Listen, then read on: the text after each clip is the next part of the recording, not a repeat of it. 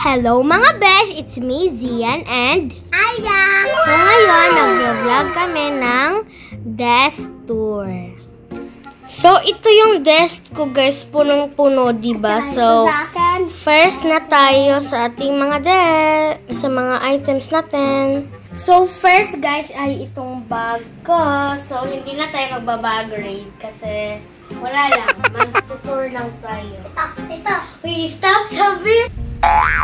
So, meron pa daw tayong party, guys. So, meron din akong slime dito. So, color purple siya, guys. And, meron din akong mga washi tapes dito, kagaya ng ganito. And ako din. Ganito din, guys. Tapos, guys, meron din kaming wallet dito. Ganito yung wallet ko, guys. And ito yung wallet ni Aya. So, mura lang to namin nabili, guys. Magkano nga to? 50 pesos. 50 pesos. Wow! Warehouse. Tapos ito yung Isikpa po na yung ilong. Naina po na yung vlogger. Sipo nun. Nandiyan, igang ko, Aya. Mag-electric na ako kanito. Go.